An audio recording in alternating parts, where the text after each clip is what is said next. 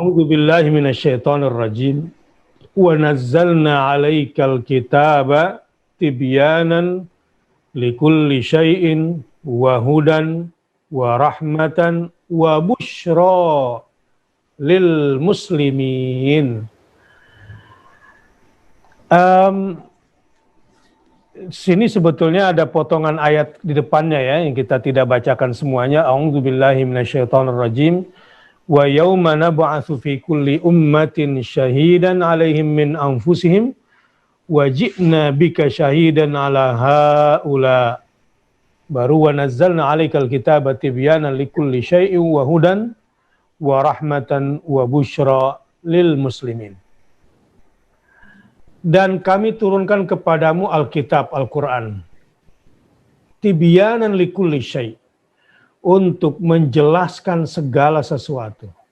Segala sesuatu sudah dijelaskan di sini. Jadi kita tidak lagi jadi orang gelap. Orang gelap itu maksudnya kalau ditanya nggak tahu, gelap gitu. Karena nggak punya banyak pengetahuan.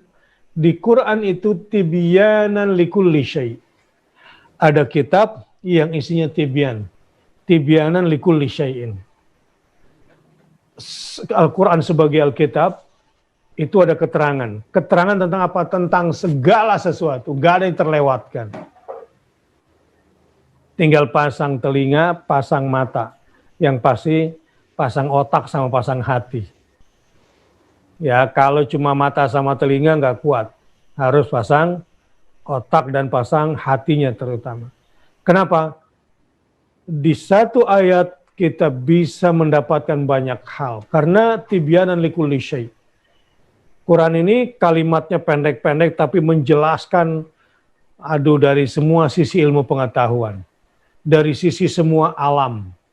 Ya, mulai alam syahada, alam gaib, alam manusia maupun alam malaikat dan jin, alam bumi maupun alam langit, permukaan bumi maupun dalam bumi, dan seterusnya. Sekaligus wahudan, ada petunjuk di dalamnya. Wa rahmatan, ada rahmat di dalamnya. Wa busyra, ujungnya.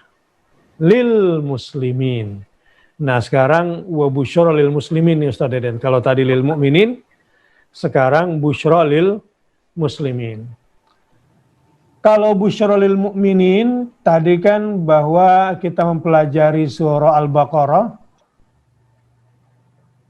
diturunkan dari sisi Allah ke kolbu Muhammad SAW. Coba bayangkan, bukan sembarang kolbu di situ.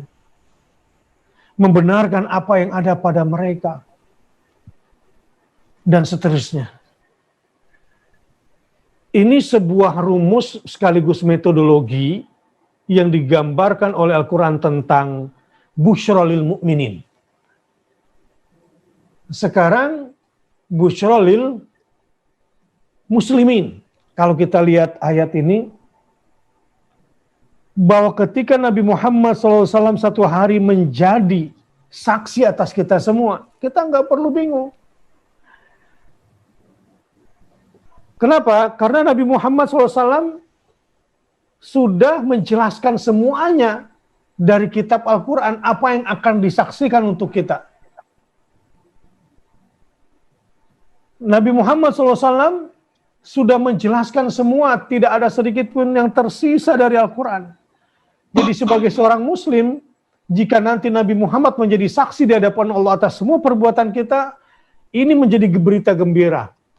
Karena siapa yang menjadi saksi buat kita adalah Muhammad yang diturunkan kepadanya Alkitab, dan Alkitab di mana kita diperintahkan untuk menjalankan isinya. Jadi klop itu. Sebelum nanti saya jelaskan bentuk kesehariannya, Ustaz Deden dulu. Silakan Ustaz Deden. Tentang busyra lil muslim ini. Ya, ayat ini melengkapi dan tentu menjadi lebih terperinci untuk siapa busyra-nya Al-Quran ini. Al-Quran sebagai busyra ini untuk siapa? Pertama, lil mu'minin, untuk yang mengimaninya dengan keimanan yang sempurna. bukan keimanan biasa. Kata mukmin itu beda dengan alladzina amanu, yang beriman tetapi belum tentu imannya sempurna. Tapi mukminin itu sudah jelas keimanan yang sempurna. Atau disebut dalam surah Al-Mu'minun sendiri, qad aflahal mu'minun.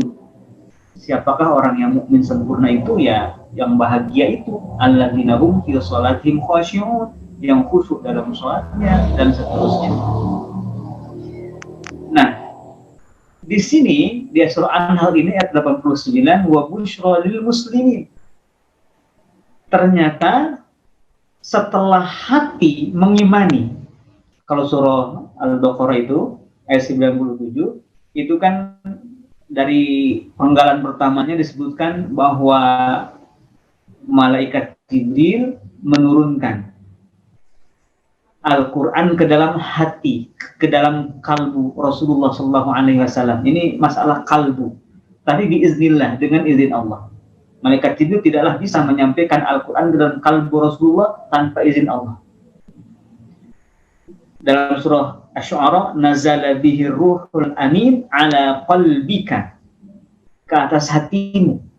Maka tepat sekali kalau ujungnya itu lil mu'minin, karena iman itu adalah aktivitas hati. Hati yang beriman adalah hati yang di dalamnya ada Qur'annya. Bayangkan Al-Quran yang sekarang kita baca, yang sekarang kita tadabburi, itu adalah Al-Quran yang seluruhnya ada di dalam kalbu Rasulullah. Dan tidak semata-mata terdengar oleh para sahabat dari lisan Rasulullah, itu terlebih dahulu melintasi kalbu beliau. Al-Quran hari ini adalah Al-Quran yang didengar oleh telinga Rasulullah, sampai ke dalam kalbu Rasulullah, dan diucapkan oleh lidah Rasulullah. Sama. Maka lil mu'minin. Tetapi kemudian di surah An-Nahl lil muslimin. Islam itu lebih kepada amaliyah.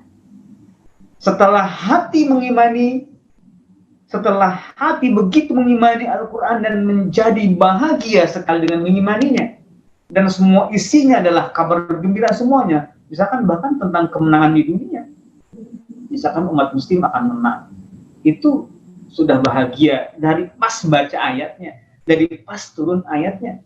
Tidaklah menunggu mata Nasrullah. Ya, ada sekelompok pengikut para nabi yang mengatakan mata Nasrullah. Mereka menanyakan kapan pertolongan Allah itu datang. Dijawab oleh Allah, ala inna nasrallahi qarib. Ingatlah sesungguhnya pertolongan Allah itu dekat. Nah, ketika Allah katakan qarib, maka mereka, qarib itu dekat, pertolongan Allah itu dekat, maka mereka itu udah bahagia dengan kalimat qarib itu. Bahagia. Tak menunggu waktu lagi untuk bahagia. Kenapa? Karena mereka beriman kepada informasi dari Allah Subhanahu wa Ta'ala itu. Nah, lil muslimin itu adalah orang yang mengamalkan isi Al-Quran, perintah-perintahnya dikerjakan, larangan-larangannya dijauhi, berdasarkan keimanannya itu. Lil muslimin. Semakin banyak amal solehnya, kemudian juga semakin banyak takwanya, semakin kuat takwanya, atau dilukiskan dalam surah Al-Mu'min itu, alladzina hum fi shalatihim khashi'un walladzina hum 'anil lagwi mu'ridun walladzina hum lizzakati fa'ilun. Orang-orang yang khusyuk dalam salatnya, orang-orang yang menjauh berpaling dari perbuatan yang tidak berguna, yang melalaikan dari perbuatan dan mengingat Allah, dan juga yang mengerjakan zakatnya dengan sempurna. Itulah orang-orang mukminun yang imannya itu kepada Al-Quran sebagai al-busyra, itu menjadikan dorongan dirinya untuk melakukan semua amal soleh itu. Jadi bahagia, sholat bahagia, zakat pun bahagia, apapun amal soleh yang dilakukan itu alasan kebahagiaannya di dunia.